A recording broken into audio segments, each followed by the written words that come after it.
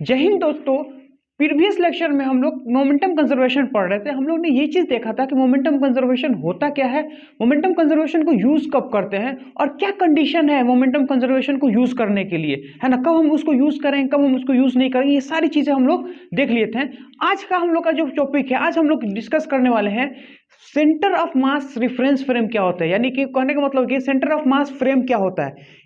हमारे पास ऐसे बहुत सारे क्वेश्चन ऐसे आते हैं कि जिसको हम लोग ग्राउंड फ्रेम में करेंगे तो बहुत ज़्यादा टाइम लगता है और कैलकुलेशन बहुत ज़्यादा हो जाता है। लेकिन हम उसी चीज़ को अगर हम लोग सेंटर ऑफ मास पे शिफ्ट हो जाए, यानी हम लोग सेंटर ऑफ मास पे जाके बैठ जाएं, तो उससे हम लोग का जो क्वेश्चन होता है ना वो बहुत आसान हो जाता है। पहला चीज़। दूसरा चीज़ ये होता है कि बहुत सारे सिचुएशन ऐसे होते हैं जिसमें हम लोग सेंटर ऑफ मास से चीज़ें एकदम साफ दिखता है, यानी हम लोग अगर उससे सोचे तो एकदम क्लियर चीजें हम लोग सोच सकते हैं और बहुत इजीली हम उस चीज को क्या कर सकते हैं, समझ सकते हैं।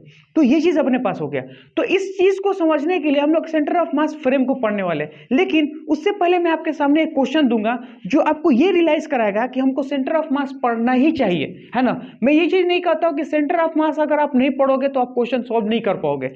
हर एक क्वेश्चन ग्राउंड फ्रेम में सॉल्व किया जा सकता है, लेकिन बहुत ज्यादा लेंदी होगा। इसलिए हम लोग को सेंटर ऑफ मास फ्रेम पढ़ना चाहिए ताकि कैलकुलेशन क्या हो, आसान हो जाए। तो सेंटर ऑफ मास जो होता है, सेंटर ऑफ मास फ्रेम जो होता है वो डरने की चीज नहीं होता है। हम लोग को उसको पढ़ के उस चीज को अप्लाई करके क्वेश्चन को सॉल्व करना होता है। यानी जो जो चीज पूरे एक पेज या दो पेज में होता है ना, उसको एक से दो लाइन के बीच में आप लोग उस आंसर ला सकते हैं। और जेईई एडवांस में बहुत सारा बार ऐसा क्वेश्चन पूछ रखा है जहां पे हम लोग सेंटर ऑफ मास फ्रेम को यूज करते हैं, तो बहुत आसानी से हम लोग क्या करते हैं, क्वेश्चन को सॉल्व कर सकते हैं। तो आज उसको देखते हैं।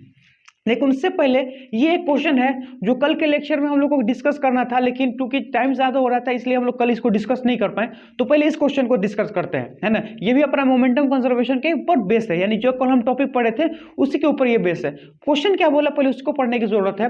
बोला initially system is at rest, यानी शुरू में जो सिस्टम है वो क्या है, रुका हुआ है।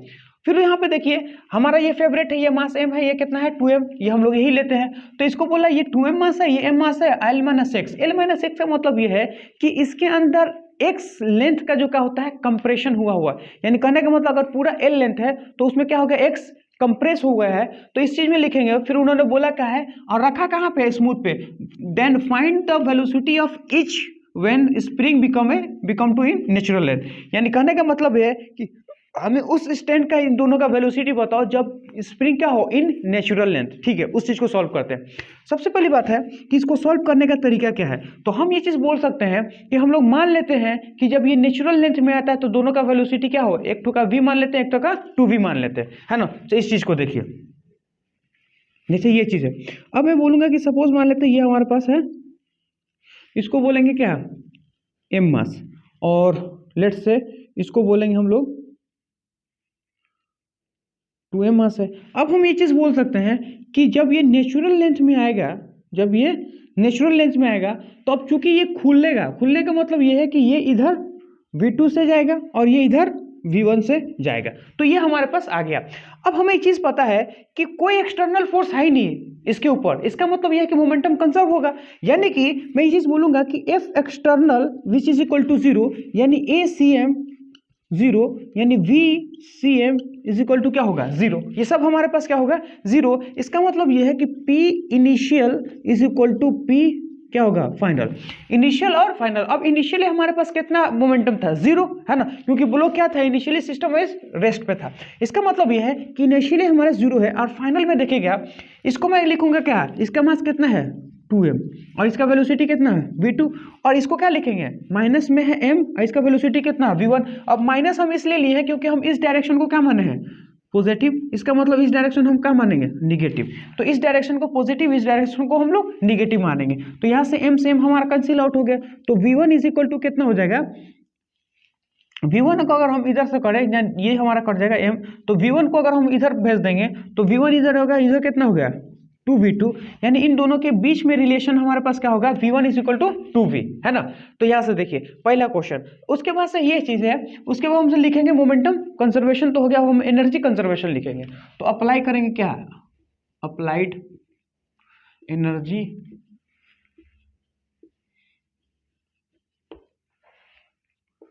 कंजर्वेशन, है ना, एनर्जी कंजर्वेशन अप्लाई करेंगे, यानी initial energy is equal to final energy, क्योंकि कोई हमारे पास कोई फोर्स नहीं है तो इनिशियली एनर्जी कितना था। अब यहाँ पे देखिए, यहाँ पे कोई काइनेटिक एनर्जी नहीं है क्योंकि हर चीज क्या है, रुका हुआ है, तो इनिशियली कोई काइनेटिक एनर्जी नहीं था। लेकिन यहाँ पे देखिएगा स्प्रिंग है क्या है, वो इलोंगेट हो गया, यानी कि यहाँ कोई कंप्रेस है, तो जब वो कंप्रेस होगा तो इसके पास कुछ ना कुछ पोटेंशियल एनर्जी होगा, क्योंकि स्प्रिंग जब नेचुरल लेंथ में होता है तो उसके पास कोई एनर्जी नहीं होता, यानी कोई स्प्रिंग एनर्जी नहीं होता है, या तो वो अपने को फैला दे या फिर उसको कंप्रेस करते, तो हमेशा क्या उसके पास उसके करस्पॉन्डिंग एक एनर्जी आता है जिसको बोलते हैं spring potential energy.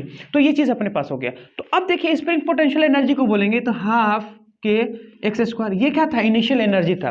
Final energy में देखेंगे, अब ये जब नेचुरल लेंथ में आ गया, इसका मतलब है कि स्प्रिंग पोटेंशियल एनर्जी कितना हो गया, 0, क्योंकि वो नेचुरल लेंथ में आ गया, और यही किस में कन्वर्ट हो जाएगा, इन दोनों के वेलोसिटी में। अब ये देखिए हाफ m v1 का स्क्वायर प्लस में हाफ m v2 का स्क्वायर, है ना।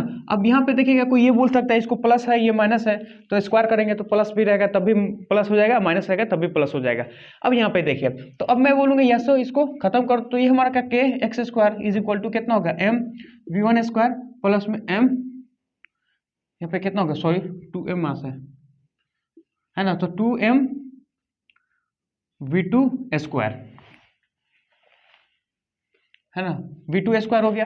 अब यहाँ पे देखिएगा कि v1 और v2, तो यहाँ से हम लोग क्या करेंगे, v1 का वैल्यू यहाँ रखें, तो k x square is equal to कितना m, v1 के जगह पे हम लोग क्या लिख सकते हैं, v1 के जगह पे 2v2 का square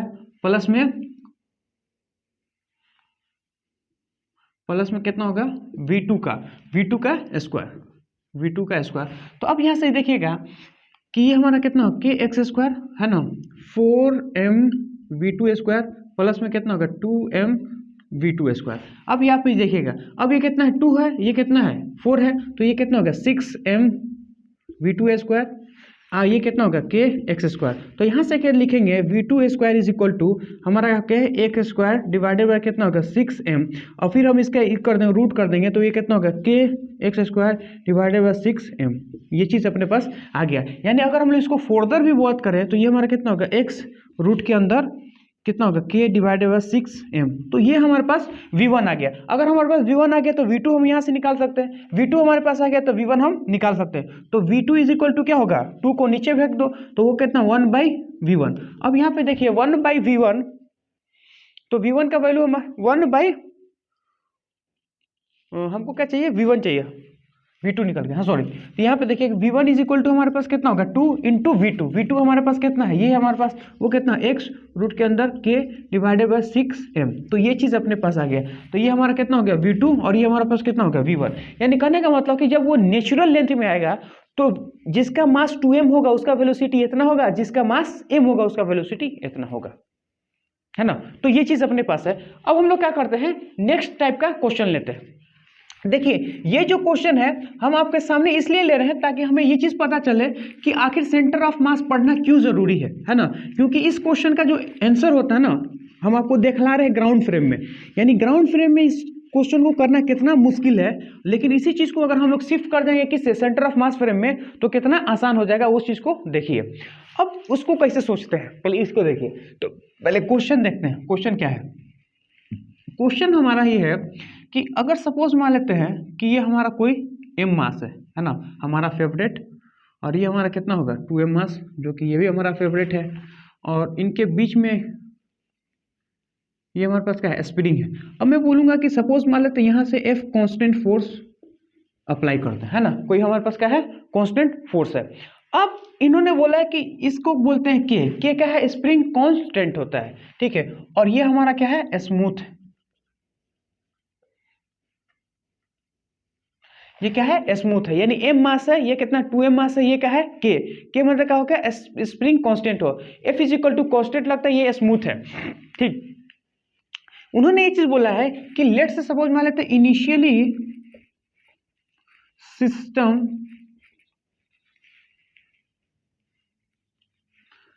is at rest, initially system क्या होता है, एट रेस्ट पे होता है। फिर उन्होंने बोला कि then find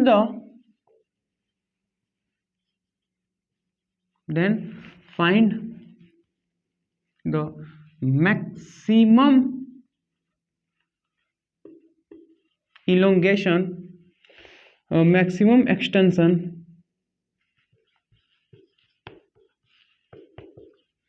in spring, maximum extension in spring, है ना। तो हमें मैक्सिमम एक्सटेंशन इन स्प्रिंग चाहिए। अब देखो कैसे, सबसे पहली बात है कि ये चीज़ देखिए कि मैक्सिमम एक्सटेंशन इन स्प्रिंग, तो हमको पता है उसका क्या कंडीशन, उसका सिर्फ एक ही कंडीशन है कि जब दोनों का वेलोसिटी सेम हो जाए तो उसका क्या होता है, उस कोरस्पॉन्डिंग जो होता है मैक्सिमम एक्सटेंशन होता है। इसका मतलब यह है कि जब ये इन दोनों की वेलोसिटी क्या होगा, मैक्सिमम हो जाएगा, या दोनों का वेलोसिटी इक्वल हो जाएगा, तो एक्सटेंशन क्या होगा, हमारा मैक्सिमम हो जाएगा। अब उस चीज़ को समझने के बाद से हम क्या समझते हैं कि अब इस चीज़ का आंसर निकालना है, लेकिन निकालेंगे कैसे, है ना। तो हम लोग क्या बोलते हैं, जो सिचुएशन हमें दिया होता है पहले हम उसको कंसीडर कर लेते हैं, है ना।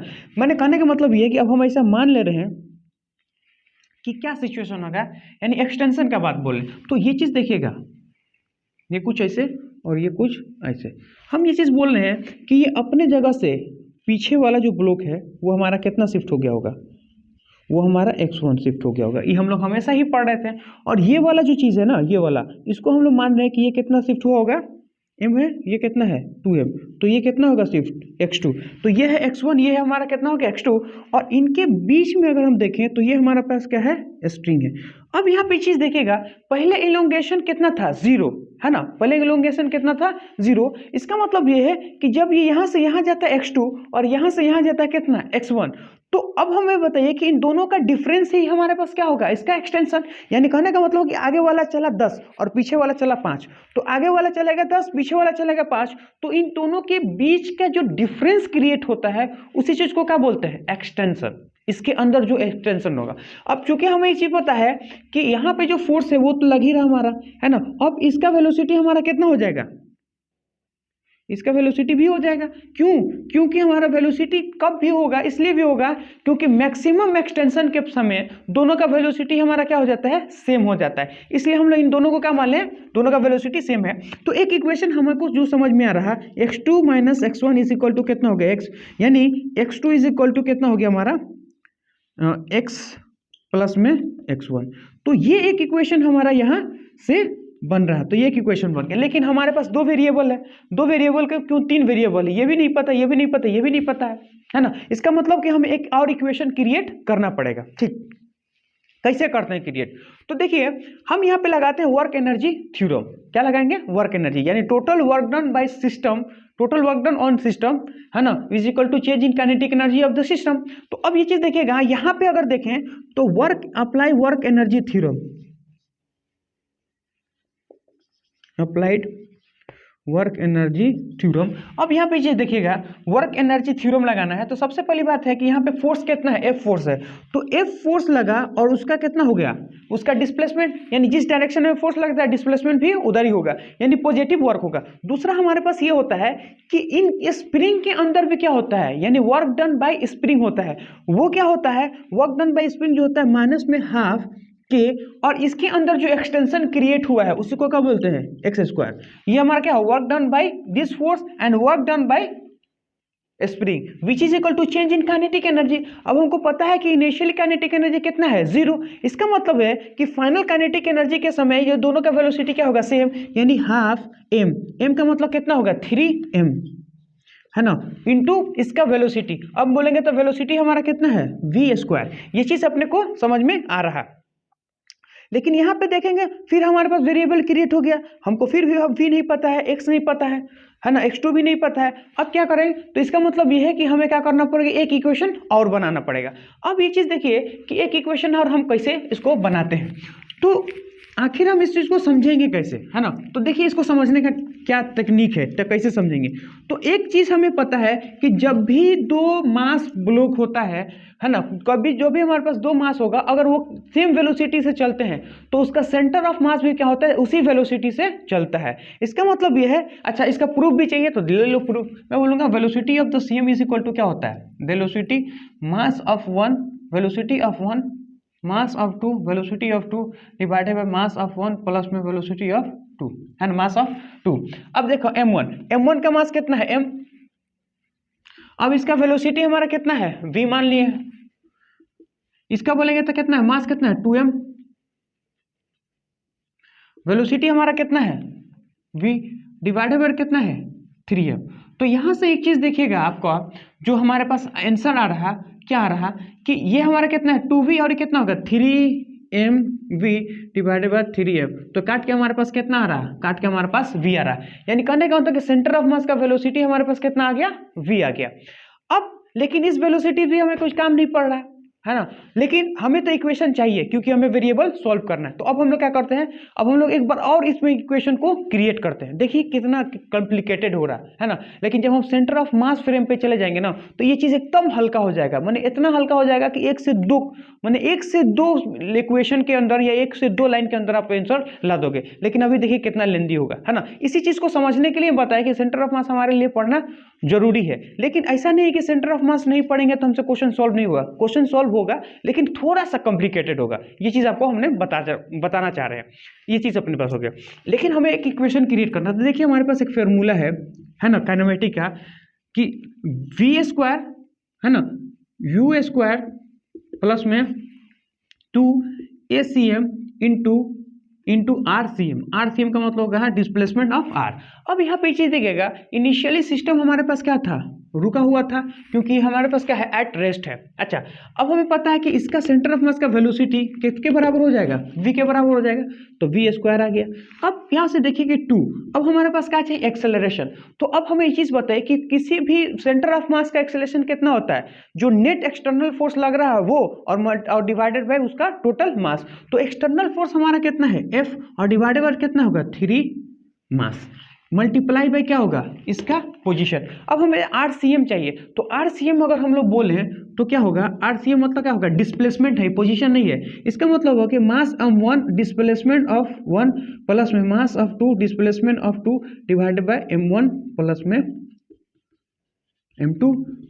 m1 कितना है m, और r का वैल्यू हमारे पास कितना है, तो देखिए ना ये कितना डिस्प्लेस होता है x1, तो इसको क्या लिखेंगे x1 प्लस में ये कितना डिस्प्लेस होता है 2m, तो यहाँ पे क्या लिखेंगे x2 divided by m plus में कितना आ गया 2m।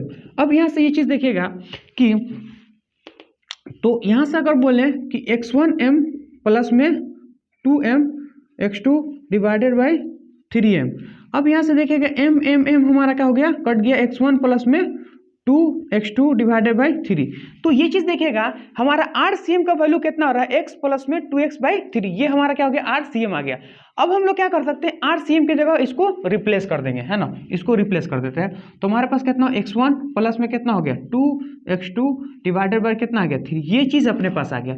इसका मतलब ये है कि अब हम लोग क्या कर सकते हैं कि इन सारे वैल्यू को हम लोग क्या कर देंगे, इसके वैल्यू को हम लोग यहाँ ला के पुट कर देंगे। इसका मतलब है कि इस इक्वेशन में हम इसको पुट करना चाह रहे हैं। तो देखिए हम इसको कैसे पुट कर रहे हैं, तो देखिए हमारे पास f इंटू x2, ये चीज अपने पास माइनस में हाफ है ना k x square which is equal to half, तो हमारा हो गया हाफ इंटू ये हमारा कितना होगा 3m, तो 3m है ना। अब v स्क्वायर के जगह पे हम इसको पुट करेंगे, तो v स्क्वायर के जगह इसको पुट करेंगे तो 2f divided by 3m, 2f divided by 3m into x1 plus में 2x2 डिवाइडेड बाई 3। अब यहाँ से चीज देखिए ये कट गया, m से m कट गया, 2 से 2 कट गया, तो यहाँ पे देखेंगे f(x2) माइनस में half k x square which is equal to हमारा कितना है f इंटू x1 प्लस में 2x2 डिवाइडेड बाय कितना आ गया 3। तो अब यहाँ से एक चीज देखिएगा कि ये हमारे पास आ गया। अब हमें क्या चाहिए, हमें x चाहिए। तो हम क्या कर सकते हैं कि x के जगह पे क्या करते हैं, इसके वैल्यू को पुट कर देते हैं, है ना, x के वैल्यू पे यहाँ से यहाँ पे देखिए x2 की जगह पे हम इसको पुट करते हैं। तो यहाँ से लिखेंगे f है ना, x2 की जगह पे यहाँ पे पुट करेंगे कितना x प्लस में x1 माइनस में हाफ के एक्स स्क्वायर, या फिर x2 की जगह पे नहीं, दो जगह हमको पुट करना पड़ेगा, है ना। हम क्या करते हैं कि यहाँ भी पुट करना पड़ेगा, यहाँ पुट करना, हम x के जगह पुट करते हैं ताकि चीज़ें आसान हो जाए, है ना। तो हम लोग x हमको पुट करना है, तो x हमें पुट करना है, तो यहाँ से x अगर हम निकालना चाहें तो x1 हमारा कितना होगा, इसको हम लोग इधर फेंक देंगे, यह कर x2 माइनस में x हो गया, है ना, क्योंकि हमको इसको फेंकना है, ठीक है। तो अब यहाँ पे हम लोग इसी चीज़ को रख लेते हैं, तो f x2 यहीं पर छोड़ देंगे, माइनस में हाफ के एक्स स्क्वायर f है ना। अब यहाँ पे क्या हो गया हमारा 3 हो गया। x1 के जगह पे हम लोग क्या करेंगे, x2 माइनस एक्स लग लेंगे। क्या लिखेंगे, x2 माइनस में x प्लस में 2x3। अब यहाँ पे ये चीज़ देखिए कि यहाँ पे x2 है तो हम लोग क्या कर रहे हैं, पहले इसे मल्टीप्लाई कर देते हैं। f(x2) माइनस में हाफ के एक्स स्क्वायर माइनस में हाफ ए एक्स स्क्वायर। अब यहाँ पे देखिएगा इससे मल्टीप्लाई कर देंगे। अब ये 2 है, ये कितना है, ये कितना हो गया 3। तो f/3 x माइनस में x, यानी हम क्या करेंगे, इसको इससे मल्टीप्लाई करें, फिर क्या करेंगे प्लस में f(3x2) डिवाइडेड बाई 3, है ना। समझ में है ना। ये कितना है f डिवाइडेड बाई 3, इससे माइनस में x1 से करिए। अब इनको जोड़े तो कितना गया 3, तो फिर इससे मल्टीप्लाई कर दो। अब इसको हम लोग क्या कर दो, यहाँ से इसको कट कर दो। अब यहाँ पे देखिए f(x2) और ये हमारा कितना f(x2), अब ये भी प्लस में है, ये भी प्लस में, जब इधर जाएगा तो क्या होगा माइनस होगा, यानी ये वाला टर्म हमारे पास कट गया। अब ये देखिए ये माइनस से ये माइनस कट गया, यानी अगर यहाँ से आगे 1/k x square which is equal to हमारे पास कितना होगा f/3x। अब यहाँ से x से x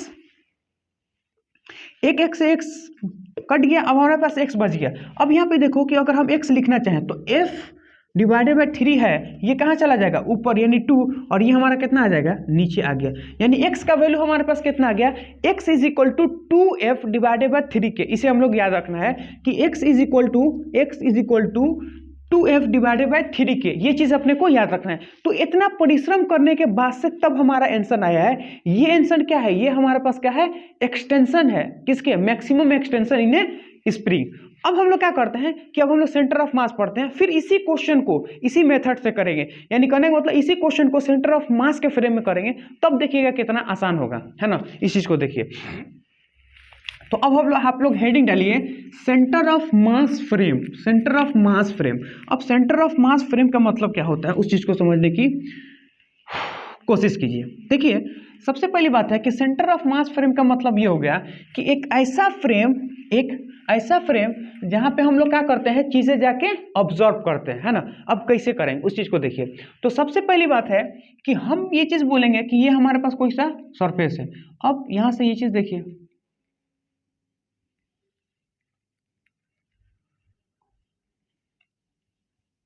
COM centre of mass, यानी सेंटर ऑफ मास का मतलब क्या होता है कि हम सेंटर पे बैठ जाएं, किसके, किसी भी सेंटर ऑफ, किसी भी ऑब्जेक्ट होगा उसका, हर ऑब्जेक्ट का क्या होता है एक सेंटर होता है, हम उसी सेंटर ऑफ मास पे बैठ जाएं। मैंने बैठने का मतलब कि हम वहां पे बैठ के और चीजों को ऑब्जर्व करें। सेंटर ऑफ मास फ्रेम का मतलब क्या होता है, पहले उसी के लिए, फ्रेम एक प्रकार का कोऑर्डिनेट होता है जहां पे हम लोग क्या करते हैं, अपने ऑब्जर्वर को बैठालते हैं और वहीं पे हम उसको क्या मानते हैं, उसको कोऑर्डिनेट 0,0। समझ में आया ना। फ्रेम क्या है, फ्रेम इज ए पॉइंट जहां पे हम लोग क्या करते हैं, अपने एक्सिस को सेट कर देते हैं और उसी एक्सिस पे हम लोग बैठ के चीजों को ऑब्जर्व करते हैं। जो हमें दिखता है ना, हम ये चीज बोलते हैं कि उस फ्रेम पे बैठ के चीजें हमें दिखता है। यानी कहने का मतलब ये है कि किसी भी फ्रेम पे बैठना मतलब अपना एक कोऑर्डिनेट को सेट कर लेना, एक्स एक्सिस, वाई एक्सिस और जेड एक्सिस, और उसके रिस्पेक्ट में चीजें को देखना। तो जो उसके रिस्पेक्ट में चीजें को दिखता है तो हम बोलते हैं उस फ्रेम में वो चीज दिख रहा है ना, उसी चीज को बोलते हैं फ्रेम बोलते हैं। लेकिन सेंटर ऑफ मास फ्रेम का मतलब होता है कि दुनिया की कोई सा भी बॉडी हो, है ना, हर एक बॉडी का सेंटर ऑफ मास होता है कि अगर हम लोग सेंटर ऑफ मास के ऊपर बैठ जाएं और फिर वहां से चीजों को ऑब्जर्व करें तो हम लोग क्या मतलब कि जो हमें दिखता है हम उसको क्या बोलते हैं कि centre of mass of frame से हम लोग को चीजों को दिख रहा है।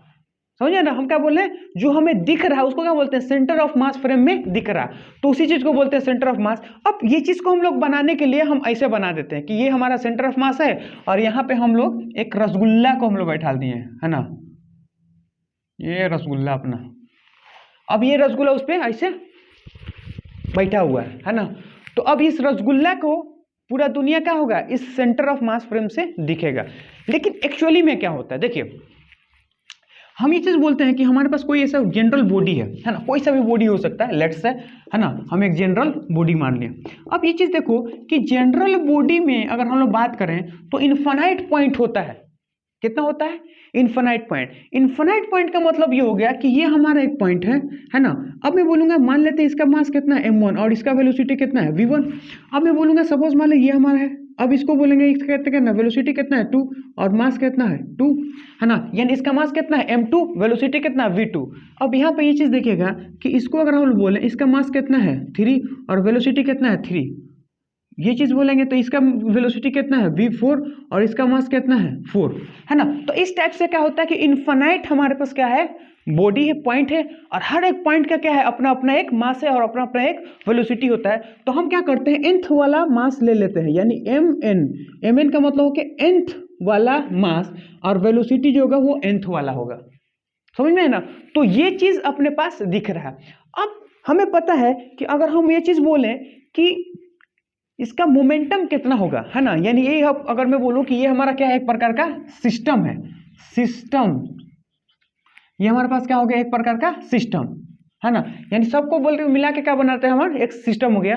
तो मैं लिखूंगा कि मोमेंटम ऑफ सिस्टम, क्या लिखा मैंने, momentum of system which is equal to, momentum of system which is equal to, अगर मैं बोलूं तो हमारे पास क्या होगा m1, है ना, v1 प्लस में क्या होगा m2 v2 प्लस में क्या होगा m3 और v3 एंड सो ऑन, कहाँ तक जाएगा mn इंटू वीएन, ये चीज हमारे पास हो गया। अब यहां से एक चीज हमको देखिए कि हमने क्या किया कि सबका मास और सबका वेलोसिटी लेके मल्टीप्लाई कर दिया, तो हमें क्या मिलेगा, नेट मोमेंटम, यानी इसका मोमेंटम सबको मोमेंटम वेक्टरली ऐड कर देंगे तो हमारे क्या मिलेगा, टोटल मोमेंटम। अब हम लोग क्या बोल रहे हैं, ये चीज बोल रहे हैं कि अगर सपोज मान लो इसका जो टोटल मास है, यानी मास ऑफ द सिस्टम से डिवाइड और मास ऑफ सिस्टम से मल्टीप्लाई, है ना, मास ऑफ सिस्टम से क्या करेंगे हम लोग, मल्टीप्लाई कर देंगे। तो इसको हम लोग लिखेंगे क्या कि m सिस्टम। अब तुम हमें ये चीज बता दो कि अगर हम सिर्फ इस पोर्शन का बात बोल दें, सिर्फ इस पोर्शन का जो हमें दिख रहा है, इस पोर्शन का बात बोलेंगे तो हमें क्या दिख रहा है, VCM के बराबर दिख रहा है। पता ना आप लोग को दिख रहा है कि नहीं दिख रहा, क्योंकि m1 v1 प्लस में m2 v2 प्लस में m3 v3 and divided by m system. तो ये हमारा क्या है, सिस्टम का, हमारे पास क्या है, सिस्टम का वेलोसिटी है ना, क्या कहते हैं, सेंटर ऑफ मास का वेलोसिटी है। तो यहां से हम लोग ये चीज बोल सकते हैं कि P system which is equal to velocity of CM into m, velocity of CM। अब ये हमारा क्या होगा, m सिस्टम, इसका मतलब ये है कि m total into velocity of system, ये हमारा क्या होगा, टोटल वेलोसिटी ऑफ सिस्टम। अब बात मुद्दा ये आता है कि अगर सपोज मान लेते हैं कि इसका सेंटर ऑफ मास कुछ यहाँ पे होगा, सेंटर ऑफ मास क्या होगा, कुछ यहाँ पे होगा, है ना, क्योंकि अब देखिए कंटिन्यूअस बॉडी है तो सेंटर ऑफ मास कुछ यहाँ पे होगा। अब मैं बोलूं कि मैं इसी पॉइंट पे बैठ जाऊं, है ना, यानी सेंटर ऑफ मास इसको हम मानते हैं, यानी इसे एक कोऑर्डिनेट मानते हैं, यानी अपने एक्सिस को हम लेके यहाँ क्या करते हैं, सेट कर देते हैं। जैसे हम यहाँ पर अपने एक्सिस को सेट कर देंगे, यानी अपने आंख को सेट कर दिया वहां पे, और वहीं पे मैंने क्या करा, 0,0 ले लिया। तो अब जो चीजें हमें दिखेगी ना, इस फ्रेम के रिस्पेक्ट में दिखेगी, समझ में ना। अब मैं बोलूंगा कि with respect to centre of mass, मैं बोलूंगा in with respect to COM frame, COM frame में। तो अब ये चीज बताओ कि COM फ्रेम में सेंटर ऑफ मास का वेलोसिटी कितना होगा, 0 होगा। अब देखो क्यों, VCM हमारे पास क्या होगा, 0। अब सपोज मान लेते हैं कि मैं सपोज मान लेते हैं मेरा एक बॉडी जो है, एक प्रकार का फ्रेम है ना, हमारा एक बॉडी फ्रेम है, और इस फ्रेम के अंदर हमने क्या अपने आंख को सेट कर दिया है, क्या किया है, आंख को सेट कर दिया है। अब हम ये चीज बताएं कि अपने आंख के रिस्पेक्ट में पूरे अपने बॉडी को देखो, क्योंकि पूरा बॉडी मेरा एक फ्रेम है। तो हम ये चीज देखते हैं कि हमें आप जितना भी स्पीड से घुमा दो या जितना स्पीड से आप हमें लेके चल जाओ, हमारे बॉडी का हर एक पॉइंट उसी पॉइंट पे है जहां पहले था वही अभी है। इसका मतलब है कि उनके डिस्प्लेसमेंट, उनके पोजीशन में कोई चेंज नहीं हुआ। इसका मतलब है कि उसका वेलोसिटी क्या है, 0, क्योंकि वेलोसिटी होगा तो पोजीशन में चेंज लाएगा, समझे ना। तो जिस तरह हमारी एक बॉडी एक फ्रेम है और हम अपने फ्रेम में बैठ के हम अपने बॉडी को किसी भी पॉइंट को देखते हैं तो हर एक पॉइंट हमें रेस्ट पे दिखता है, यानी रुका हुआ दिखता है। इसका मतलब यह है कि जब हम सेंटर ऑफ मास फ्रेम पे बैठ जाएंगे तो सेंटर ऑफ मास फ्रेम हमें क्या करेगा, रुका हुआ दिखेगा। क्योंकि आप दुनिया के किसी भी फ्रेम में आप बैठ जाओ, हर एक फ्रेम में आपको दिखेगा कि वो फ्रेम क्या है, रुका हुआ नजर आता है। जैसे मैं अपने फ्रेम में हूं, मेरा हर एक बॉडी रुका हुआ है, उसी तरह दुनिया के किसी भी फ्रेम में आप चल जाओ, हर एक बॉडी क्या है, रुका हुआ दिखता है। है ना। तो इन COM फ्रेम में क्या होगा, सेंटर ऑफ मास फ्रेम में देखेंगे तो सेंटर ऑफ मास अपने को क्या दिखेगा, रुका हुआ दिखेगा। जैसे मेरी आंखें हमें क्या दिख रहा, रुका हुआ दिख रहा। समझे कि नहीं समझे? इसलिए अब यहां पे ये चीज देखो कि पीस सिस्टम, अब हमारे पास मास तो कभी जीरो नहीं होगा, लेकिन मैं ये चीज बोल सकता हूं क्या कि ये जो टोटल मास है सिस्टम का मल्टीप्लाई बाय किसके करेंगे, मल्टीप्लाई बाय करेंगे VCM, ये हमारे पास क्या आ जाएगा, जीरो है। जीरो आएगा कि नहीं आएगा, एकदम जीरो आएगा। इसका मतलब है कि total momentum of a system is zero. Total momentum of a system क्या होगा, zero with respect to centre of mass. Always, हमेशा ही क्या होगा, सेंटर ऑफ मास के फ्रेम में देखेंगे तो हमें क्या हुआ, रुका हुआ दिखेगा। इसका मतलब यह है कि इन COM फ्रेम लिखेंगे, इन COM फ्रेम, है ना, net momentum of system, net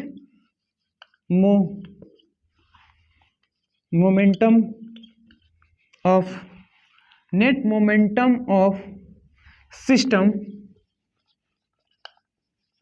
is always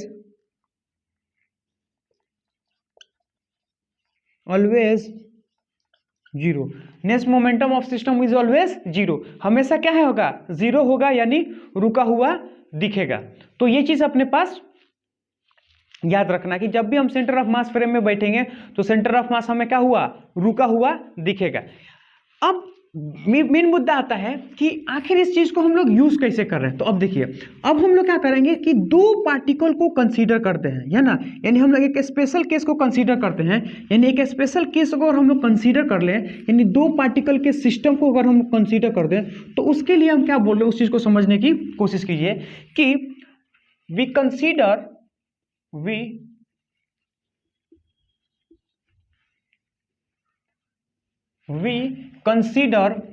only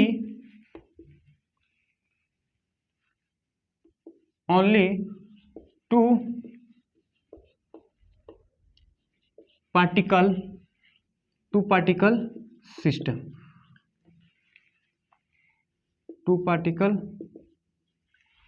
दो पार्टिकल सिस्टम को कंसीडर करते हैं। ठीक है, अब दो पार्टिकल को कंसीडर सिस्टम करने का मतलब ये हो गया कि सपोज मान लेते हैं कि ये हमारे पास कुछ ऐसे है ना, कुछ लाइक दैट।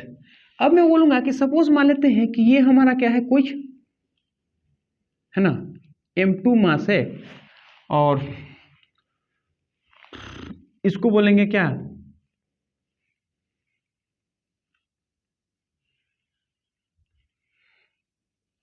M1 मास है। अब यहाँ पे देखिए, अब मैं बोलूंगा कि ये हमारा क्या M1 मास, ये हमारा क्या हो गया M2 मास, कुछ इस तरह, है ना। अब मैं बोलूंगा कि सपोज मान लेते हैं कि इसका वेलोसिटी कितना V1 और इसका वेलोसिटी कितना है V2, है ना। अब जो होगा सो देखा जाएगा, हम ऐसा मान चुके हैं। अब ये चीज अपने पास है, हमें ये चीज पता है कि दो मास का सेंटर ऑफ मास हमेशा क्या होता है, इन दोनों के बीच में। इसका मतलब है कि इसमें जो सेंटर ऑफ मास आएगा इन दोनों के बीच में ही आएगा। अब कहां आएगा, उस चीज को समझने की कोशिश कीजिए। देखिए, हम क्या करते हैं कि हमको पता है कि M2 मान लेते हैं क्या है, ज्यादा है, तो हमेशा सेंटर ऑफ मास क्या होता है, हेवियर मास के पास होता है। इसका मतलब है कि हम यहाँ पे अगर अपना झंडा गाड़ दें, क्या करें, झंडा गाड़ दें, ये वो वाला झंडा नहीं अपने देश का, अपने देश का झंडा हर जगह नहीं गाड़ा जा सकता है ना, उसका बहुत सम्मान है। ये तो सेंटर ऑफ मास है, कहीं गाड़ सकते हैं, है ना। तो ये चीज अपने पास है COM, है ना। ये किसका झंडा है, सेंटर ऑफ मास का, भारत का झंडा नहीं है ना, क्योंकि उसको गाड़ना अपने में पावरफुल है, हर जगह नहीं गाड़ा जा सकता है, उसका बहुत रिस्पेक्ट है।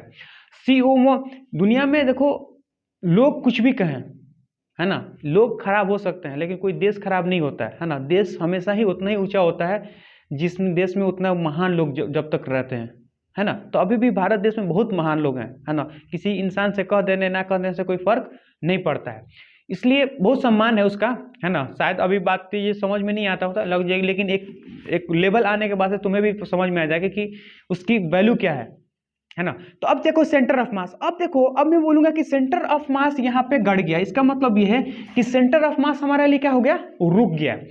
हम सेंटर ऑफ मास के फ्रेम में बैठेंगे तो सेंटर ऑफ मास के फ्रेम में जैसे बैठेंगे तो ये हमारा क्या होगा, सेंटर ऑफ मास फ्रेम में रुका हुआ नजर आएगा। अब ये चीज देखो, हमें पता है कि पी सिस्टम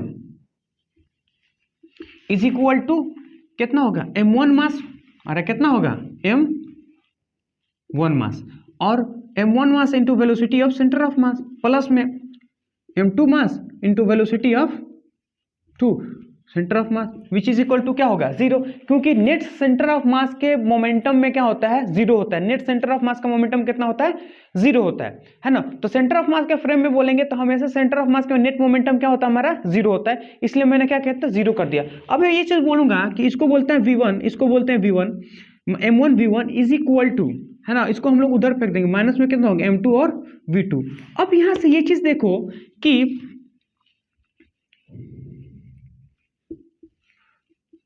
अब यहां से ये चीज देखिए कि m1 v1 यानी m1 क्या हो गया, पहला का मास, और क्या होगा दूसरे का velocity with respect to centre of mass, minus में m2 mass velocity of 2 with respect to centre of mass.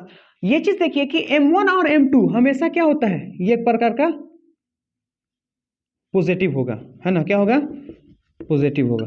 अब पॉजिटिव का मतलब ये चीज होता है कि हमेशा ये हमें क्या होगा, पॉजिटिव होगा, लेकिन ये माइनस शो हमें क्या कर रहा है, ये शो कर रहा है, it is shows it is shows, ये क्या करता है, हमें सोज कर रहा है, यानी इंडिकेट कर रहा है कि v1 और v2 always in opposite direction. It is shows v1 and v2 always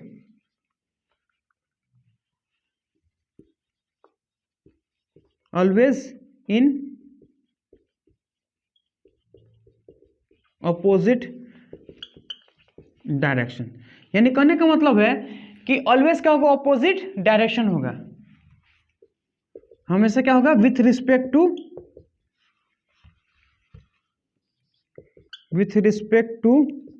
COM frame, with respect to हमारे पास क्या होगा, सेंटर ऑफ मास फ्रेम में होगा।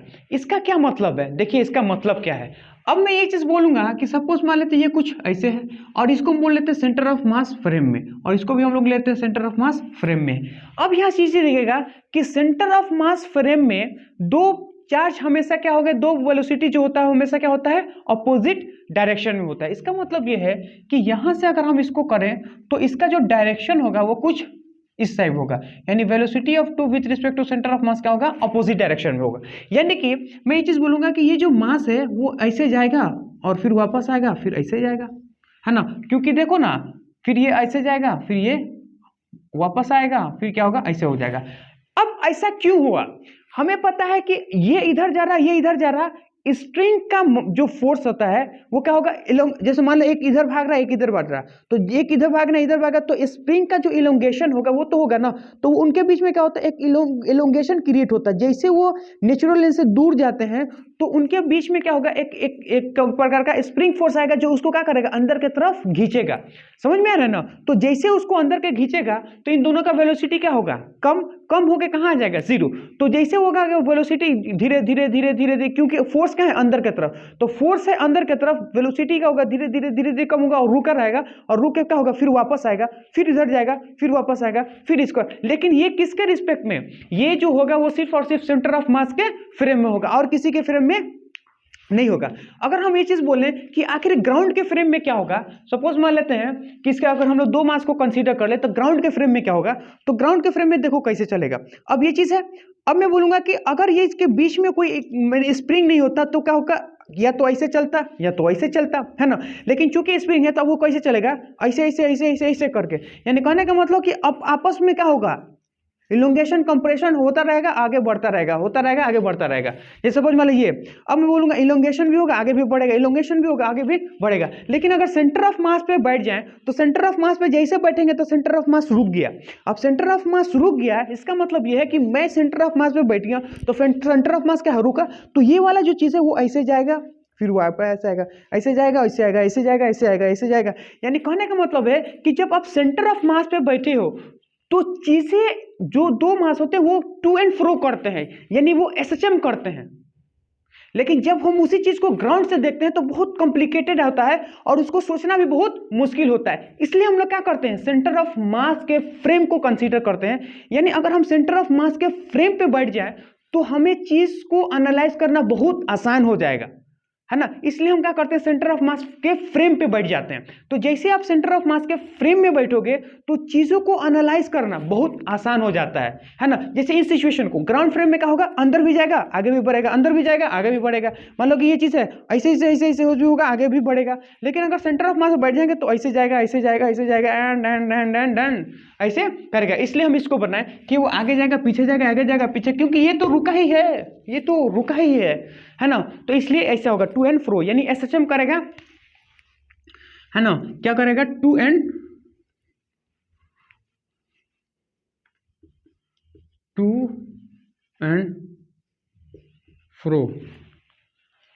है ना। क्या करेगा, टू एंड फ्रो, ऐसे ऐसे ऐसे ऐसे जाएगा।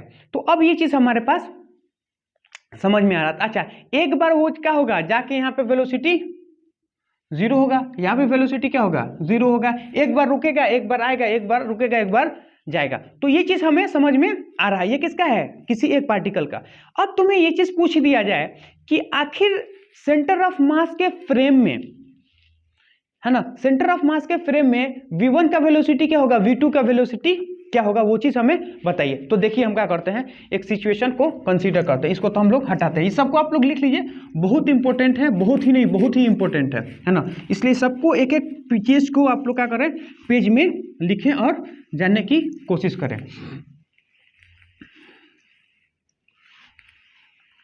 अब ये चीज देखिए, है ना, अब इसको कैसे सोचेंगे उसको समझने की कोशिश कीजिए। अब हम क्या बोलते हैं कि लेट से एक सिचुएशन को कंसीडर करते हैं, क्या है कि अब हम ये चीज मानते हैं कि ये हमारे पास कोई ऐसा ब्लॉक है और ये भी हमारा क्या है, एक प्रकार का ब्लॉक है। अब ये चीज समझने की कोशिश कीजिए, हम ऐसा मान रहे हैं कि ये कितना है, इसका मास m1 और इसका मास कितना है m1 और इसका मास कितना है m2 और इनके बीच में एक स्प्रिंग लगा हुआ है। और हम ये चीज मान लें कि वेलोसिटी ऑफ 1 है विथ रिस्पेक्ट टू ग्राउंड, और इसको हम लोग मान लें कि वेलोसिटी ऑफ 2 है विथ रिस्पेक्ट टू ग्राउंड है। लेकिन हमें ये चीज पता है कि सेंटर ऑफ मास के फ्रेम में देखेंगे तो उसका भी क्या होगा, अगर हम सेंटर ऑफ मास के फ्रेम में अंदर चल जाएं तो इसका वेलोसिटी कुछ अलग दिखेगा, इसका वेलोसिटी कुछ अलग दिखेगा, क्योंकि ग्राउंड पे हमें कुछ अलग दिखता है और उसके ऊपर बैठ जाए तो कुछ हमें अलग दिखता है। तो अगर हमसे ये चीज पूछ जाए कि इसका वेलोसिटी क्या होगा ग्राउंड के रिस्पेक्ट में, वो चीज अगर हमको निकालना होगा तो हम लोग कैसे निकालेंगे। तो उस चीज को देखिए, तो मैं क्या लिख रहा हूँ उस चीज को समझने की कोशिश कीजिए। मैं ये चीज बोल रहा हूँ कि velocity of 1 with respect to ground, ये समझ में आया। तो अब ये देखिए, velocity of 1 with respect to centre of mass, नहीं with respect to COM, with respect to centre of mass frame, with respect to centre of mass frame. अब velocity of 1 with respect to centre of mass frame में हमारे लिए क्या होगा, velocity of 1 with respect to ground minus में velocity of centre of mass with respect to ground, ये चीज हमारे पास हो गया। अब हमें चीज पता है कि velocity of 1 with respect to centre of mass minus velocity of centre of mass with respect to ground. अब हमें ये चीज पता है कि आखिर VCM निकालते कैसे हैं। तो VCM निकालने के लिए हमारा वही जनरल फॉर्मूला, कौन, m1 मास और उसका वेलोसिटी प्लस में कितना होगा m2 मास, उसका velocity divided by m1 mass plus में उसका मास, है ना। ये चीज देखिएगा। अब इसी चीज को हम क्या कर सकते हैं, यहाँ बढ़ सकते हैं। इसका मतलब ये है कि V1, है ना, with respect to ground CM के जगह पे हम क्या करेंगे, इस चीज को रख लेंगे। तो ये क्या होगा m1 V1 प्लस में क्या होगा m2 और वो कितना होगा V2 divided by m1 plus में m2। ये चीज अपने पास होगी। अब हम लोग क्या कर सकते हैं, इसको आगे सॉल्व करते हैं। तो इसको लिखते हैं क्या, m1, इसको लिखते हैं क्या, m2,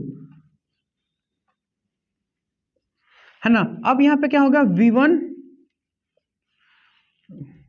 V1 प्लस में क्या होगा V2 माइनस में m1 V1 प्लस में क्या होगा m2 V2, ये चीज अपने पास हो गया। अब यहाँ पे ये चीज देखिए, इन दोनों को मल्टीप्लाई करेंगे तो हम लिखेंगे V1 m1 प्लस में क्या होगा m2 V1, है ना, माइनस में अब मैं बोलूँगा क्या हो गया m1 v1 माइनस में क्या होगा, इन दोनों को माइनस हो गया तो ये क्या होगा m2 और v2 divided by m1 plus में क्या होगा m2।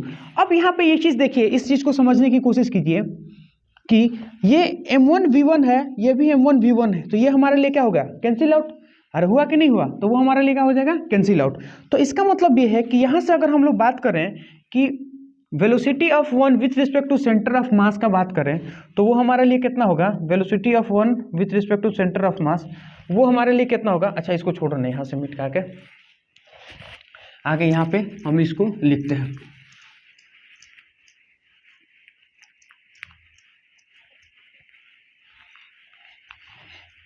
है ना। तो अब मैं क्या लिखता हूं कि velocity of one with respect to centre of mass, ये चीज है ना। तो अब हम लोग क्या लिखेंगे, ये तो हमारे लिए कट गया, ये कट गया, तो ये हमारे पास क्या होगा m2 और v1 माइनस में m2 v2 डिवाइडेड बाई हमारे पास कितना हो जाएगा m1 प्लस में m2, m1 प्लस में m2। अब यहाँ से ये चीज देखिए कि m2 हमारा यहाँ बाहर, ये क्या हो गया m1 प्लस में m2। तो अब हमें पता चला है इंटू v1 माइनस में कितना होगा v2। अब ये देखिए कि अगर आप वन का वेलोसिटी निकालते हो with respect to centre of mass तो क्या होता है, दूसरे वाले का mass divided by total mass into first वाले का वेलोसिटी माइनस में सेकंड वाले का वेलोसिटी, है ना। यानी आप फर्स्ट वाले का यानी फर्स्ट वाले ब्लॉक का अगर निकालते हो वेलोसिटी v1 का निकालते हो with respect to centre of mass तो आपका क्या होगा, मास दूसरे वाले का डिवाइडेड बाय टोटल मास, उसके बाद से क्या करना है v1 माइनस v2। तो ये हमारे पास क्या हो गया, ये v1 हो गया। सिमिलरली जिस तरह ये होता है ना उसी तरह होता है सिमिलरली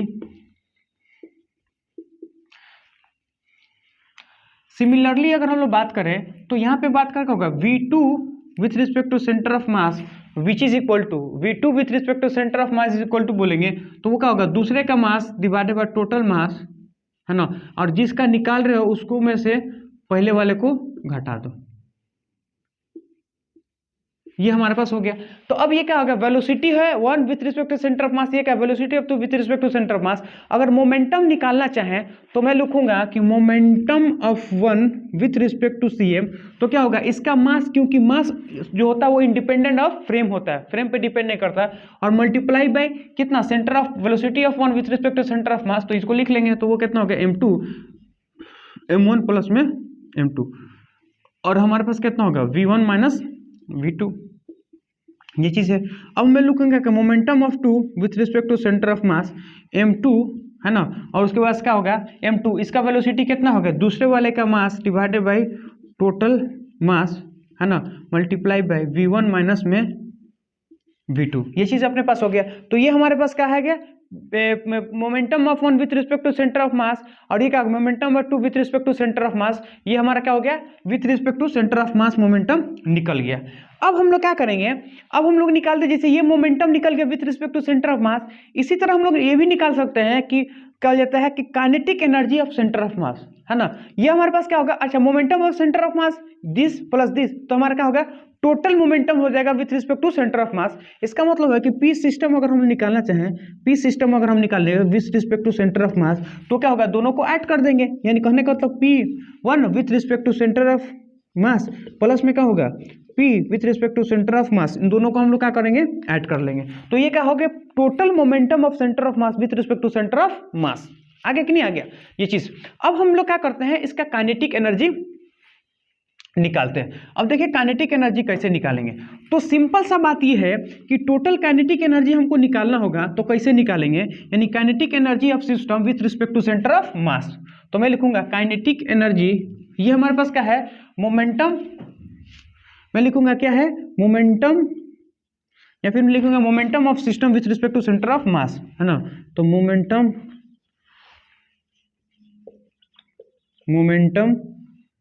ऑफ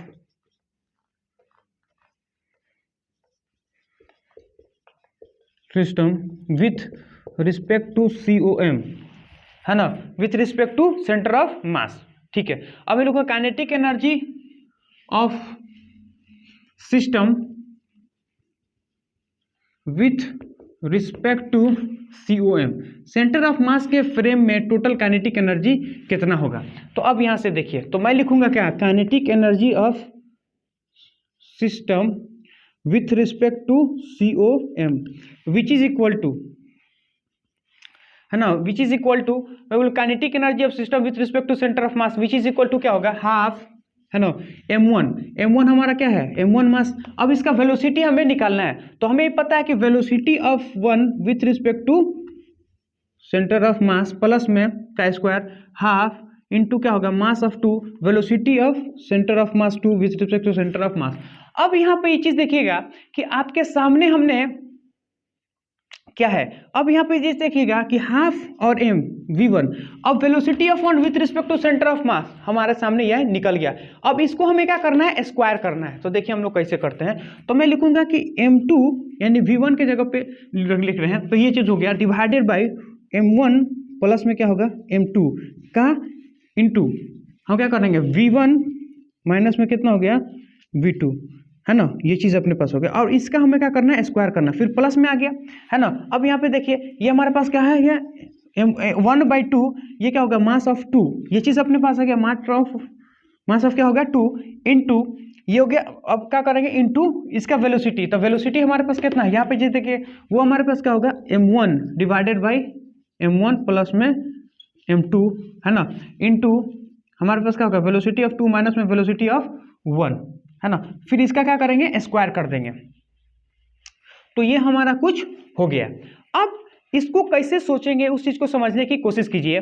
तो यहाँ पे देखिए कि हाफ हाफ दोनों में कॉमन है, यहां से देखिए, यहां से हम निकालते हैं हाफ हाफ दोनों में कॉमन है, m हाफ हाफ कॉमन है। अब यहाँ पे देखिए कि ये हमारा क्या है, नीचे वाला भी हमारे पास कॉमन आ गया, m1 प्लस में क्या हो गया m2 और इसका क्या हो गया स्क्वायर, m1 m2 का स्क्वायर, m1 m2 का स्क्वायर। अब ये देखिएगा कि यहाँ पे m2 का स्क्वायर है, यहाँ पे क्या है m1 का स्क्वायर है ना। तो अब हम यहाँ से बोलेंगे ये है m1 और ये है m2 का स्क्वायर, तो m1 और m2 यहाँ से ले लो और ये m2 और इसका स्क्वायर है। इसका मतलब ये है कि हम यहाँ से ले सकते हैं कितना, m1 और m2 कॉमन ले लिया, है ना। उसके पास से हमारे पास क्या बच जाता है कि आपका इसका स्क्वायर है, तो यहाँ बच जाएगा m2, यहाँ क्या बचाएगा m2 और ये हो गया, है ना। तो ये हमारे पास हो गया v1 माइनस v2, तो v1 माइनस v2 है हमारे पास, क्या है कि v1 माइनस में क्या है v2, इनका स्क्वायर है। फिर हमारे पास क्या है, फिर हम लिखेंगे प्लस में, तो हमारे पास क्या हो गया, हाफ तो हो गया है, m2 हो गया है, यानी अब लिखेंगे क्या m1 into velocity of 2 minus में वेलोसिटी ऑफ 2 का स्क्वायर। अब यहाँ पे ये चीज देखिए, जब हम इस चीज को देखते हैं ना, तो हम क्या देखते हैं, अब देखिए कि relative velocity of 1 with respect to 2 का mod which is equal to क्या होता है, velocity of 2 with respect to 1, दोनों का मॉड क्या हो, एक दूसरे के बराबर होता है। यानी कहने का मतलब है कि हम किसी एक पार्टिकल को देख रहे हैं, हमारे रिस्पेक्ट में उसकी वेलोसिटी अगर आगे की तरफ है तो उसके रिस्पेक्ट में हमारी वेलोसिटी क्या होगा, पीछे की तरफ होगा। इसका मतलब है कि दोनों का मोड हमारे पास क्या होता है, सेम होता है, लेकिन डायरेक्शन क्या होता है, अलग होता है। अब इसको कैसे सोचेंगे, तो यहाँ पे देखिए ये एक पॉइंट है और ये एक पॉइंट है, इन दोनों के बीच का डिस्टेंस कितना आ रहा है, तो यहाँ वाला पॉइंट अगर इसको देखेगा तो इससे ये 8 डिस्टेंस पे है, लेकिन इससे देखेगा तो ये भी कितना है, इससे 8 डिस्टेंस पे, लेकिन दोनों में क्या है, डायरेक्शन का अंतर है। समझ आया ना, यही बात है। तो रिलेटिव वेलोसिटी दोनों का मैग्नीट्यूड तो सेम होता है पर डायरेक्शन अलग अलग होता है। अब यहाँ पे देखिए इसका मैग्नीट्यूड और इसका मैग्नीट्यूड, क्योंकि डायरेक्शन वाला तो कोई बात ही नहीं होता है ना, तो इसका मैग्नीट्यूड और इसका मैग्नीट्यूड अगर हम लोग बोले तो दोनों क्या होगा, सेम होगा। तो आगे हम लोग क्या लिख सकते हैं, है ना, इसको आगे हम लोग यहाँ लिखते हैं, देखिए क्या लिख रहे हैं। तो हम लोग लिखेंगे कि देखिए 1/2, है ना, और m1 m2 divided by m1 plus में m2 का होल स्क्वायर। अब ये हमारा पास है, तो v1 v2 को बोलेंगे तो हमारे पास क्या बोलेगा, m2 प्लस में v रिलेटिव का प्लस में स्क्वायर प्लस में कितना होगा, m1 v रिलेटिव का स्क्वायर, क्योंकि ये हमारा लिए क्या होगा, दोनों सेम हो जाएगा। इसका मतलब ये है कि अब हम v रिलेटिव दोनों में से क्या लेते हैं, कॉमन लेते हैं, half m1 v2 divided by m1 plus में क्या होगा, m2 का होल स्क्वायर इंटू है, इंटू ले लें तो ये क्या होगा, v रिलेटिव का स्क्वायर इंटू m1 प्लस में क्या होगा m2। अब यहाँ से 100 से एक ठो काट दो तो हमारे पास क्या होगा 1/2 m1 m2 डिवाइडेड बाय क्या हो m1 प्लस में m2। ये चीज़ है ना। तो यहाँ से ऐसे देखिएगा तो अब ये क्या होगा वेलोसिटी ऑफ रिलेटिव। अब ये चीज़ हमारे पास क्या है कि kinetic energy of system with respect to centre of mass. तो kinetic of centre of mass इसी चीज़ को और लिखते हैं। देखिए क्या लिखते हैं, एक टर्म आता है रिड्यूस मास। क्या आता है रिड्यूस मास, है ना। तो हम लोग क्या करते हैं रिड्यूस मास। तो अब देखो m1 m2 divided by m1 plus m2 को लिखते हैं रिड्यूस मास। क्या लिखेंगे रिड्यूस मास, है ना। तो ये चीज़ अपने पास हो गया। तो अब लिखेंगे क्या, ये चीज़ अपने पास हो गया। अब म्यू के जगह पे क्या लिखेंगे, म्यू जो को बोलते हैं रिड्यूस मास, यानी कि म्यू इज इक्वल टू बोलेंगे तो हम लिखेंगे m1 m2 divided by m1 plus में क्या होगा m2। ये चीज़ अपने पास क्या है, इसी चीज़ को बोलते हैं रिड्यूस मास। क्या बोलेंगे रिड्यूस मास, रिड्यूस मास इसको बोलते हैं रिड्यूस मास। तो अब देखिए kinetic energy of a system with respect to centre of mass वो क्या होता है half m1 into m2 divided by m1 plus में m2 into velocity of relative velocity, यानी रिलेटिव वेलोसिटी किसका है विथ रिस्पेक्ट टू ग्राउंड, है ना। रिलेटिव वेलोसिटी अगर बोले तो क्या होगा with respect to ground, with respect to ground क्या होगा विथ रिस्पेक्ट टू ग्राउंड। तो ये चीज हमारे पास आ गया। अब ये चीज तो हमको समझ में आ रहा है ना। अब हम लोग क्या कर सकते हैं आगे कि अगर आपसे ये चीज पूछ दिया जाए कि सिस्टम का काइनेटिक एनर्जी कितना होता है विथ रिस्पेक्ट टू ग्राउंड, है ना, तो वो कैसे लिखेंगे उस चीज को समझने की कोशिश कीजिए। देखिए हम लोग कैसे लिखते हैं, तो देखिए हम लोग कैसे लिखेंगे इसको। तो हम लोग क्या कर रहे हैं मिटा रहे हैं। ये किसके रिस्पेक्ट में है, तो ये है हमारे पास kinetic energy of system with respect to centre of mass. लेकिन अगर आपसे ये चीज पूछ दिया जाए कि kinetic energy of a system with respect to centre of mass वो विथ रिस्पेक्ट टू ग्राउंड वो कितना होगा, तो हर इंसान जो जानता होगा वो सही जानता होगा वो क्या है उस चीज को समझने की कोशिश कीजिए। यानी अगर हम लोग कुछ कहना चाहें, यानी मैं बोलूंगा kinetic energy of system with respect to ground, है ना। Kinetic energy of system with respect to ground, इसका मतलब यह है कि ये कुछ इस टाइप से है ना। तो अब हमारे पास क्या है, ये हमारे पास कोई ऐसा बॉडी है, ऐसे कुछ है ना बॉडी है, कुछ लाइक दैट, है ना। ये सब हमारे पास क्या है एक बॉडी है। अब हम लिखेंगे इसके अंदर बहुत सारे पॉइंट को कंसीडर कर लो। ये चीज मान लेते हैं m1 है, ये चीज हमारे पास क्या है m2 है, ये चीज हमारे पास क्या है m3 है, ये हमारे पास कितना है m4 है, ये हमारे पास कितना है m5 है। अब सबका एक वेलोसिटी होगा, है ना, किसी का उधर किसी का इधर, है ना, रैंडम डायरेक्शन में होगा। तो इसको लिखेंगे क्या v1, इसको लिखेंगे क्या v5, इसको लिखेंगे क्या v2, इसको क्या लिखेंगे v5, v4, है ना, और इसको लिखेंगे v3। अब हमारे पास क्या है n नंबर ऑफ पार्टिकल है, तो n नंबर ऑफ मास होगा, n नंबर ऑफ वेलोसिटी होगा।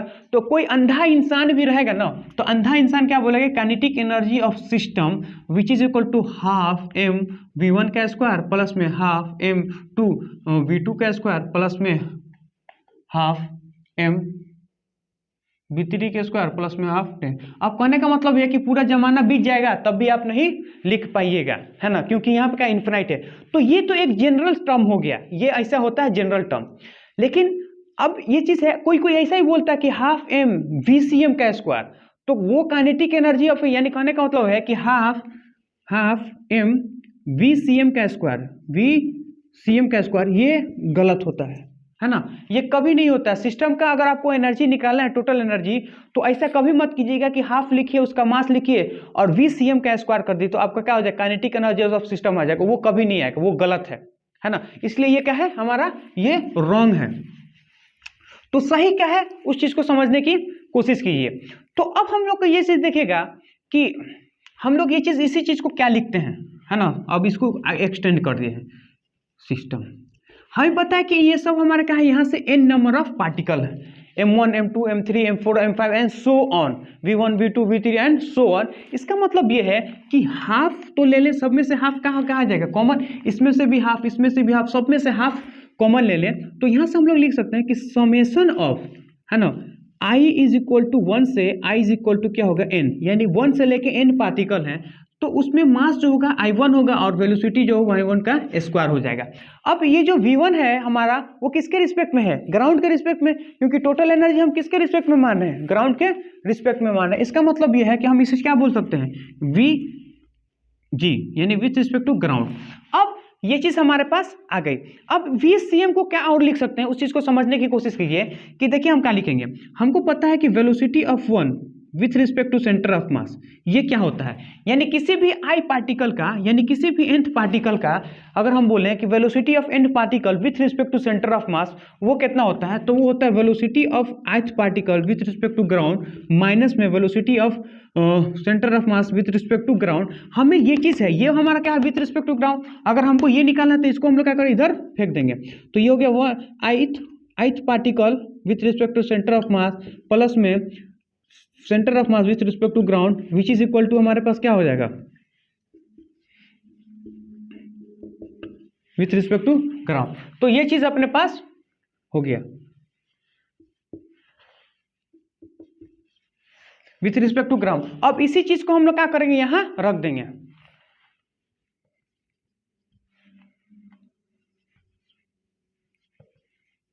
हाफ हो गया। अब यहां पे ये चीज देखिएगा कि हाफ हो गया, summation of I is equal to 1 और आई इज इक्वल टू क्या होगा? n। तो ये क्या हो गया? m1 का। अब इसी चीज को हम लोग क्या करते हैं? इस पूरे चीज को हम लोग क्या कर सकते हैं? इससे हम लोग रिप्लेस करते हैं, क्योंकि ये इसके इक्वल है। तो अब मैं लिखूंगा कि 1 with respect to centre of mass plus में V respect to centre of mass का होल स्क्वायर। ये चीज अपने पास हो गया। अब यहाँ पे चीज देखिएगा, इसको हम लोग क्या कर सकते हैं? a प्लस बी के होल स्क्वायर में तोड़ सकते हैं। देखिए कैसे तोड़ते हैं। तो इसको लिखेंगे क्या? Half summation of i is equal to 1 से लेके i इज इक्वल टू क्या होगा? nth पार्टिकल का। तो वो हमारे पास क्या होगा? i1th, यानी nth पार्टिकल वाला मास, समेशन ऑफ nth पार्टिकल, यानी टोटल मास है ये। अब यहाँ पे इसे देखिएगा कि इसको बोले समेशन ऑफ टोटल मास, है ना। अब इसको बोलेंगे क्या कि v1 with respect to centre of mass का स्क्वायर प्लस में centre v2 with respect to centre of mass का स्क्वायर प्लस में क्या होगा? 2 प्लस में क्या होगा? 2v1 with respect to centre of mass into velocity of centre of mass, है ना। ये चीज अपने पास हो गया।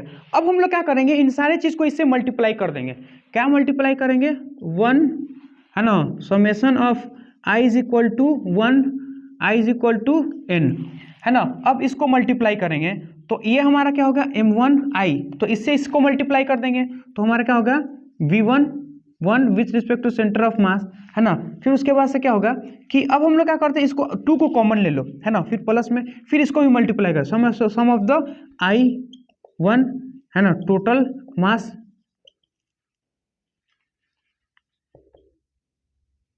n, है ना। इसी तरह करेंगे तो क्या होगा? v2 with respect to centre of mass plus में, अब यहां लिखेंगे summation of i is equal to 1 और i इज इक्वल टू हमारा क्या हो गया? n, है ना। mi is equal to velocity of, अब यहाँ पे ये चीज देखिए, ये हो गया, ये हमारे पास क्या हो गया? 2, है ना। ये हमारे पास क्या हो गया? 2। तो 2 को हम लोग क्या कर रहे हैं? बाहर ले रहे हैं। ये क्या होगा? Velocity of 1 with respect to centre of mass into velocity of centre of mass. अब यहाँ से ये चीज देखिएगा कि ये क्या है। यहाँ पे ये चीज देखिएगा कि मैं लिखूंगा हाफ, इससे मल्टीप्लाई करें तो ये हमारे पास क्या है? पहले इसको कर ही लेते, सबसे हाफ से मल्टीप्लाई कर लो, छोड़ो। ये होगा 1/2 और ये भी कितना होगा? 1/2 और ये भी हमारे पास कितना हो जाएगा? तो ये हमारे पास 2 है, 1/2। अब यहाँ पे देखो कि समेशन ऑफ ये हमारे पास क्या है? Half m v1 with respect to centre of mass है। तो इसका मतलब ये है कि हम लोग ये चीज बोल सकते हैं कि kinetic energy of nth particle, यानी kinetic energy of nth particle मतलब क्या? System of particle, kinetic energy of system of particle with respect to centre of mass. यानी ये हमारा क्या है? ये हमारा बता रहा है kinetic energy of system with respect to centre of mass, kinetic energy of system with respect to centre of mass. तो इसको हम लोग लिख सकते हैं क्या? कि kinetic energy kinetic energy of system with respect to centre of mass plus में। अब यहाँ पे ये चीज देखेगा क्या है कि हाफ एम वी, अब हमें क्या है nth वेलोसिटी, और ये क्या है nth velocity with respect to centre of mass, समझ में ना। तो अब यहाँ पे ये चीज देखेगा कि v1 cm प्लस में v cm, तो यहाँ पे होगा v cm, हाँ सिर्फ यहाँ पे क्या होगा cm with respect to ground, तो 1 विथ रिस्पेक्ट टू cm, तो ये हमारा पास कितना हो जाएगा, ये हमारा होगा v cm, sorry v cm with respect to ground. तो यहाँ पे देखिए क्या है ना, v cm, ठीक है। अब यहाँ पे चीज देखिए, ये हमारे पास क्या है कि काइनेटिक, ये क्या हाफ m v cm का स्क्वायर, v cm का मतलब क्या है, kinetic energy of a centre of mass. ये हमारे पास क्या था, kinetic energy of centre of mass with respect to क्या था, kinetic energy of nth particle with respect to centre of mass था। ये हमारे पास क्या है, kinetic energy of centre of mass with respect to क्या है हमारा, ground, with respect to ground. इसका मतलब है, इसको हम लोग लिख सकते हैं काइनेटिक एनर्जी ऑफ, ये क्या होगा, काइनेटिक एनर्जी ऑफ सिस्टम, है ना, काइनेटिक एनर्जी ऑफ सिस्टम, है ना, kinetic energy of centre of mass, मैं लिखूंगा kinetic system of centre of mass. Centre of mass का क्या है, ये काइनेटिक एनर्जी है। उसके बाद से लिखेंगे क्या, प्लस। अब यहाँ पे ये देखिएगा कि 2 से 2 हमारा तो कट जाएगा। अब ये क्या है, ये हमारे पास क्या है कि टोटल मोमेंटम, nth का मतलब क्या होगा कि टोटल मास इनटू वेलोसिटी, क्या होगा, total mass of nth particle with respect to centre of mass, और उसी को मल्टीप्लाई कर देते हैं सेंटर ऑफ मास से। अब देखो कैसे, मान लेते हैं एक पार्टिकल हमारे, मान लेते हैं कि कोई ऐसा सिस्टम हमारे पास जा रहा है, तो सारे सिस्टम को अगर हम जोड़ दें तो उसका मोमेंटम हमें दिख रहा है। अब हम क्या करते हैं, उसके मोमेंटम को हम अपने वेलोसिटी से क्या करते हैं, मल्टीप्लाई कर देते हैं। लेकिन हम तो ये चीज जान रहे हैं कि जब हम अपने वेलोसिटी से मल्टीप्लाई कर देंगे तो हम तो क्या है, रुके हुए हैं। तो सेंटर ऑफ मास के रिस्पेक्ट में किसी चीज को देखना और फिर उसकी ही वेलोसिटी उसको मल्टीप्लाई कर देना, इसका मतलब यह है कि जो पार्टिकल इसको देख रहा है वो तो रुका हुआ है, तो फिर उसके रिस्पेक्ट में उसको करेंगे तो क्या हो जाएगा, जीरो आ जाएगा। इसलिए ये जो टर्म होता है हमारा क्या होता है, जीरो हो जाता है ना। तो हमारे पास ये चीज देखेंगे कि centre kinetic energy of system जो आता है वो क्या आता है, वो आता है कि kinetic energy of system with respect to centre of mass plus में kinetic energy with respect to centre of mass, नहीं kinetic energy of centre of mass. यानी कहने का मतलब है किसी भी पार्टिकल, किसी भी सिस्टम का अगर आपको क्या चाहिए, काइनेटिक एनर्जी चाहिए, तो पहले उसका उस सिस्टम को क्या करो, पहले काइनेटिक एनर्जी निकाल लो, किसके, सेंटर ऑफ मास के रिस्पेक्ट में। फिर उसके बाद से उसका जो काइनेटिक एनर्जी है सेंटर ऑफ मास का निकालो और दोनों को ऐड कर दो तो किसके बोला जाएगा, काइनेटिक एनर्जी ऑफ सिस्टम। यानी काइनेटिक एनर्जी ऑफ सिस्टम जो होता है, पहले इसका पूरे बॉडी का kinetic energy with respect to centre of mass निकाल लो, फिर उसके बाद से क्या होगा, kinetic energy of centre of mass निकालो। जब दोनों को ऐड कर देंगे तो हमारा क्या हो जाएगा, kinetic energy of the system आ जाएगा। अब यहाँ पे इस चीज देखिए होता क्या है, अब मैं ये चीज बोलूंगा कि ये हमारे पास क्या है, किसी भी जनरल ग्राउंड, किसी भी जनरल पे क्या होता है, वह रेफरेंस फ्रेम में हो सकता है, ग्राउंड में हो सकता है, या एक्स फ्रेम या वाई में या जेड में, किसी में हो सकता है। अब अगर आपसे ये चीज बोले कि एक बात हमें ये चीज बताइएगा कि अगर हम सेंटर ऑफ मास पे बैठ गए और हम क्या करें, सेंटर ऑफ मास के फ्रेम में बैठ के हम लोग क्या करें, टोटल काइनेटिक एनर्जी लिखें, तो सेंटर ऑफ मास के फ्रेम में जैसे पूछेंगे तो सेंटर ऑफ मास का काइनेटिक एनर्जी वेलोसिटी कितना होगा, जीरो, तो उसके कॉरस्पॉन्डिंग जो काइनेटिक एनर्जी वो भी क्या होगा, जीरो हो जाएगा कि नहीं हो जाएगा। तो यहां से एक पता चलता है कि kinetic energy system is equal to K E system plus में काइनेटिक एनर्जी ऑफ सिस्टम। तो यहां से ये चीज पता हमको चल रहा है। तो अब मैं बोलूंगा इन फ्रेम ऑफ COM,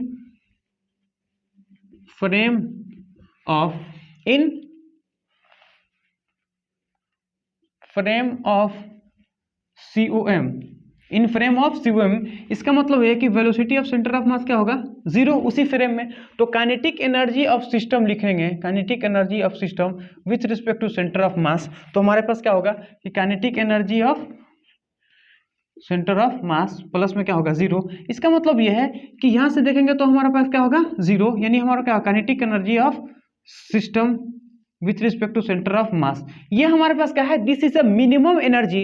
यानी कहने का मतलब है कि सिर्फ हमारे पास एक ही फ्रेम ऐसा है जहां पे काइनेटिक एनर्जी हमारा क्या आता है, मिनिमम आता है। तो मैं यहां से लिखूंगा only one frame where kinetic energy of system, where kinetic energy of system is minimum that frame is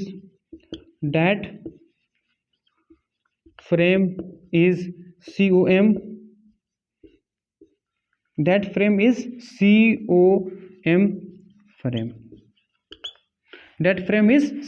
frame. तो सेंटर ऑफ मास के फ्रेम में देखेंगे तो सेंटर ऑफ मास हमारा लिए क्या होगा, क्या उसके काइनेटिक एनर्जी क्या होगा, सबसे कम होगा।